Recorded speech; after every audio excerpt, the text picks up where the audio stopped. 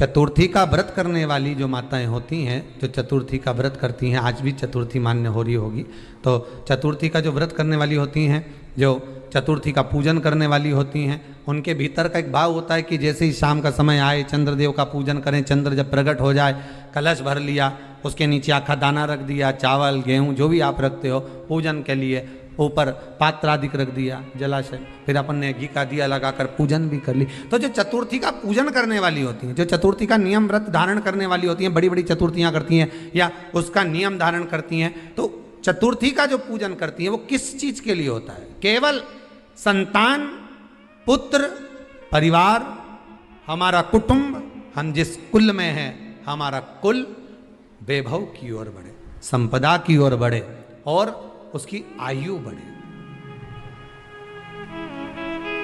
उसकी आयु बढ़े, वैभव बढ़े। बहुत ध्यान दीजिएगा महाराज, चतुर्थी की पूजन में जो आप आखा दाना रखते हो, गेहूं वगैरह कुछ भी जो भी रखते हो, उसकी बड़ी महत्वता होती है महाराज।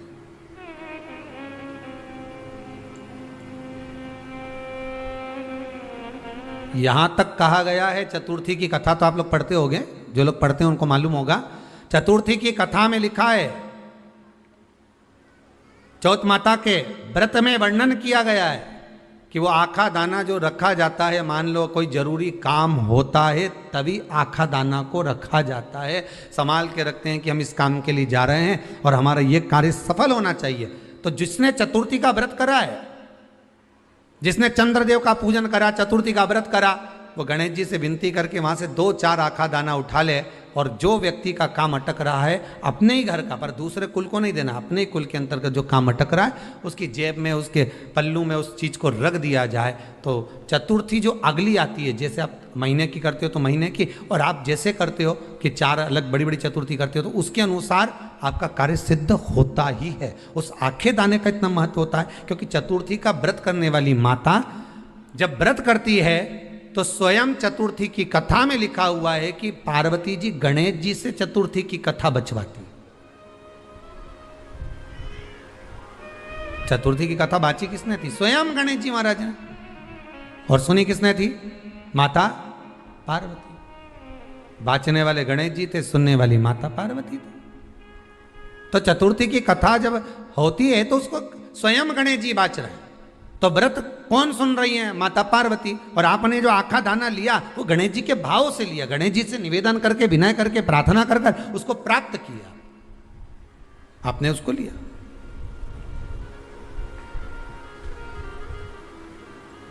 फल प्रदान कर देता है, कार्य की सिद्धता देता है। और एक और चीज ध्यान रखिएगा, जिसको पथरी की बीमारी हो या किडनी लीवर में कोई तकलीफ उत्पन्न हो जाती है, डायलिसिस चल रहा हो या डॉक्टर बोल रहे हो कि चेंज करना पड़ेगा, तो उसके पहले कोई सी भी 4 चतुर्थी, कोई सी भी 4 चतुर्थी, सफेद दुर्वा, जब गणेश शिव महापुराण की कथा बाची थी पिछले वर्ष की, शायद हमारे चैनल पर डली होगी, आप जब जाएंगे तो उसमें प्राप्त होगा। तो सफेद दुर्वा, और दुर्वा का भी वर्णन करा था कि दुर्वा कहाँ से उत्पन्न हुई थी, दुबा का भी व्याख्यान वर्णन करा था कि दुबा का महत्व क्या है, इसको अमृत क्यों कहते हैं, उसका भी वर्णन करा गया था कि सारे पेड़ पौधों को काट कर पटक दो, वो सूख जाते हैं, पर दुर्वा को भले काट लिया, 1 साल बाद वापिस ले जाकर डाल दो और पानी के अंदर दुर्वा हरी हो जाती है, अमृत कहते हैं उसको। तो उसमें सफेद दुर्वा, जिसका किडनी लीवर का प्रॉब्लम होता हो, उसको सफेद दुर्वा बाल चंद्र का स्मरण कर कर 7 बार घुमाकर वो सफेद दुर्वा सुबह के समय खाली पेट थोड़ी सी दुर्वा का भाग दांतों से चबा चबा कर उसको निगल लेना चाहिए। पथरी होती है तो 15 से 20 दिन में वो बाहर निकल जाती है, किस मार्ग से निकले, यूरिन आदि के माध्यम से वो बाहर हो जाती है। और अगर किडनी लीवर की प्रॉब्लम होती है, डायलिसिस चल रहा होता है, तो उसमें भी आपको सुख की प्राप्ति होती है। हफ्ते में अगर 2 डायलिसिस हो रहे हैं तो हो सकता है बाबा चाहेगा विश्वनाथ तो 1 कर देगा, धीरे धीरे उसको फिर 4 चतुर्थी कर लीजिए। सफेद दुर्वा का, सफेद दुर्वा कहाँ मिलती है? तो कहा जहां जलाशय होता है, जहां कुआं हो, बावड़ी हो, तालाब हो, पानी जहां भरा रहता है, उसके नजदीक में सफेद दुर्वा उत्पन्न होती, सफेद दुर्वा मार देती। सफेद दुर्वा का स्मरण कर शिव कथा कह रही है। अगला वर्णन किया है भगवान। तो बालचंद्र चतुर्थी का स्मरण करते हुए कहा कि आप जो व्रत कर रहे हो उस व्रत की पूर्णता में जिस भगवान का भजन कर रहे हो उस भगवान से पूर्ण फल की कामना हो आपकी। उन्होंने पूछा गणेश जी फ्री कब रहते हैं? तो हमने कहा अब ये तुम्हारे ऊपर, हमको तो मालूम भी नहीं, हम तो अपॉइंटमेंट लिए भी नहीं उनसे, तो तुम्हें ज्यादा स्मरण हो। तो आप शंकर जी की कथा करते हो, आपको नहीं मालूम कि गणेश जी कब फ्री रहते हैं? हमने कहा गणेश जी फ्री रहने का केवल एक समय होता है, एक टाइम होता है, एक पल होता है, एक घड़ी होती है कि गणेश जी महाराज हमारे घर में आ गए। गणेश जी की सबसे पहली जो आरती हो उस आरती के समय पर अगर धूप बत्ती जलाई जाए या गोबरी को जलाकर उसमें गूगल छोड़ी जाए और गूगल छोड़ने के बाद गणेश जी का नाम ध्रुम वर्ण कह दिया जाए तो गणेश जी को तुम्हारे घर की पूजा स्वीकार करना पड़ती है। बस वो समय हम जानते, हम तो बस उतना जानते हैं कि शिव महापुराण में लिखा और मुद्गल पुराण में लिखा, गणेश पुराण में लिखा, गणेश जी का एक नाम होता है ध्रुम वर्ण। क्या नाम है?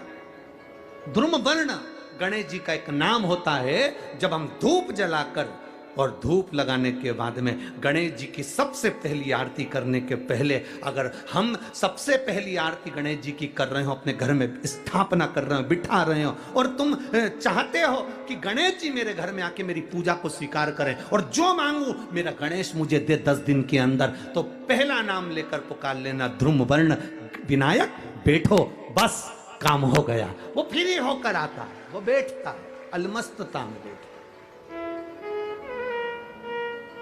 अब वो हमसे पूछे समय क्या है? हमने कहा देखो हमारे को तो मालूम नहीं, बस इतना जरूर जानते हैं कि ध्रुम वर्ण नाम के मेरे विनायक जो जिनके शरीर से भक्तों के ताप मिटाने के लिए अग्नि तेज निकलता रहता है, जिनके शरीर से धुएं की भांति अग्नि प्रकट होती रहती है। अग्नि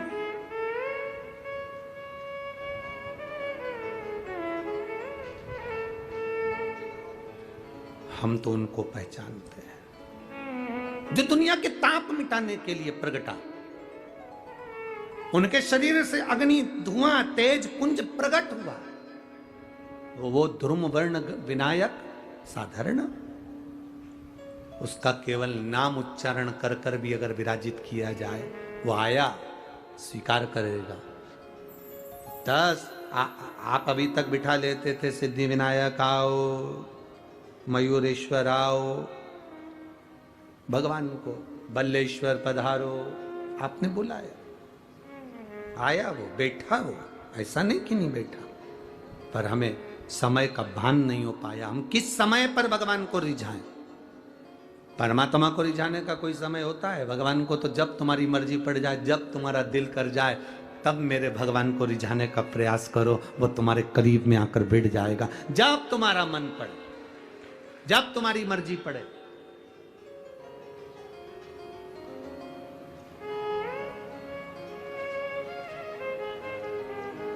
चतुर्थी के दिन 7 गांठ वाली दुर्वा 21 ले लो और चतुर्थी के दिन गणेश जी को समर्पित कर दो। पंचमी तिथि को उस दुर्वा को उठाकर दूध में डाल दो और उस दुर्वा को दूध में डालकर उस दूध में उस दुर्वा को मल लो और जिसके सफेद चमड़ी पड़ गई हो, चर्म रोग हो गया हो, उस दूध को उस दुर्वा के साथ, दूध नहीं भी हो तो पंचमी के दिन दुर्वा का लेपन शरीर पर कर लें। आधे घंटे तक करने पर पंचमी को प्रदोष काल में स्नान कर लें। महाराज आपको चर्म रोग में आराम लग जाएगा, सफेद चमड़ी अपने असली रंग में आना प्रारंभ हो जाएगी। गणेश पुराण दुर्वा का मूल बता। महाराज 21 दुर्वा के 108 बंडल बना लो। अगर एग्जाम में बैठ रहे हो, सरकारी परीक्षा में बैठ रहे हो, पास नहीं हो रहे, नौकरी नहीं लग रही, बहुत जगह इंटरव्यू दे दिया, 21 दुर्वा के 108 बंडल बनाओ, उसकी माला बनाओ और देवी के मंदिर में, माता जगदम्बा के मंदिर में, अर्थात जहां शंकर पार्वती पूर्ण परिवार विराजमान हो, ऐसे देवी के मंदिर में गणेश जी के गले में वो माला अर्पण करिया है, अपना नाम बोलकर और जिस एग्जाम में बैठ रहे हैं उसका भाव वर्णन कर महाराज, और वहीं से एक पुष्प लेकर अपने कमरे में जहां पढ़ते हो कांच की प्लेट में उस फूल को रख दीजिए और दूसरे दिन एग्जाम के लिए चले जाइए, आपको उसका फल अवश्य मिलेगा, अवश्य मिलेगा, आप उसमें उत्तीर्ण होंगे, फल प्राप्त होगा। दुर्वा सुख का अनुभव करा देता, घर में शांति ही ना रहती हो, सुख ही नहीं है, क्लेश 24 घंटे बना हुआ है, घर में ना कोई बात ना कोई प्रसंग, उसके बाद भी सबका मुंह फूला हुआ है, उसके बाद भी सबका चेहरा उतरा हुआ है।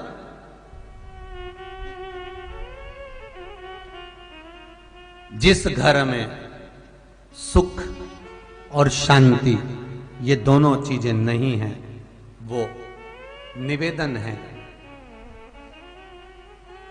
लाल वस्त्र में लाल फूल रखकर उसमें थोड़ा धना, धना जानते हो वो खड़ा धना आता है, धना पाउडर नहीं, धना हरा धना,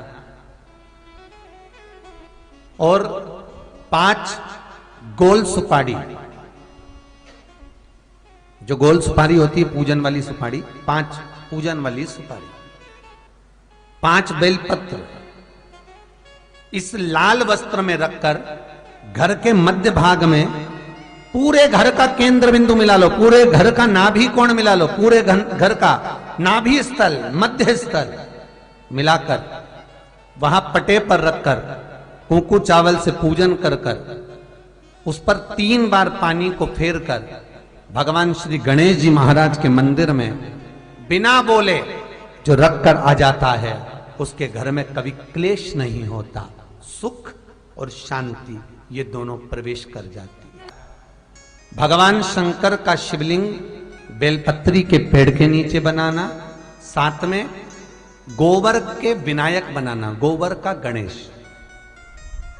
और गोबर का गणेश बनाकर एक छोटी सी पिंडी जैसी माता जगदम्बा के लिए एक ढेली रख देना गोबर की, महाराज मिट्टी या गोबर की। इन तीनों स्वरूप का पूजन आप करना बड़े प्रेम से, चंदन चंदन आदि अक्षत पुष्प समर्पित कर कच्चा दूध तीनों पर चढ़ाना, दही तीनों पर चढ़ाना, शहद तीनों पर चढ़ाना, घी तीनों पर चढ़ाना, शक्कर तीनों पर चढ़ाना, पूजन कर एक इतना बड़ा लाल वस्त्र,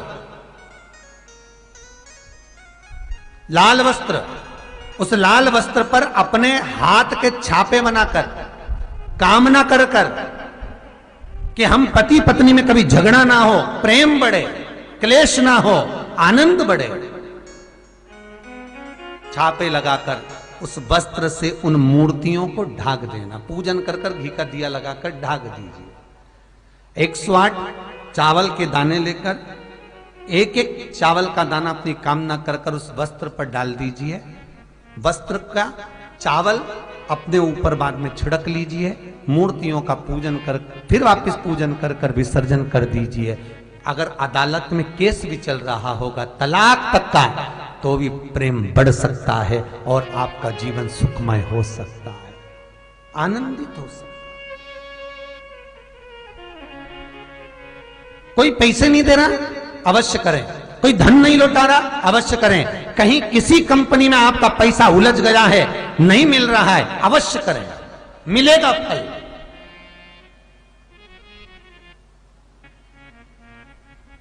लाखों रुपए डूब रहे हैं, एक बार करने में क्या जाता है, निकल आएगा पैसा, कामना कर है दुर्वा, क्या प्रियता है दुर्वा। कितनी दुर्वा गणेश जी को समर्पित करी जाती है? मात्र 5। कितनी? आज के जमाने में लोग गट्ठा बनाकर चढ़ा दें, वो अपनी जगह पर है। 5 दुर्वा पंचम इंद्रियों को वश में करने के लिए और भगवान के 5 जो स्वरूप हैं, उनको अपने भीतर उतारने के लिए पंच दुर्वा। और दुर्वा में भी 3 गांठ। जब दुर्वा समर्पित करी जाती है तो उसमें नीचे दुर्वा की डंडी पर गांठ रहती है, 3 छोटी छोटी गांठें होना चाहिए। कितनी गांठ? जो भगवान को समर्पित करी जाए। गणेश जी का जो दांत टूटा है, उस दांत की ओर गणेश जी को दुर्वा समर्पित करी जाती है। इसलिए हमारे करा करो। अगर घर में संपदा लक्ष्मी नहीं आ रही हो, व्यापार व्यवसाय नहीं चल रहा हो, नौकरी सर्विस नहीं मिल रही हो, बहुत तकलीफ हो, 7 बेलपत्री केसर को घिसकर चंदन बनाकर बेलपत्री पर बीच वाली पत्ती पर ओम लिखना है। दोनों पत्तियों पर भी एक आद्यशक्ति जगदम्बा के नाम की केसर की बिंदी लगाना है, दूसरे में श्री गणेश रिद्धि सिद्धि के नाम की बिंदी लगाना है। शिव जी पर समर्पित करते जाना, शंकर को चढ़ाते जा।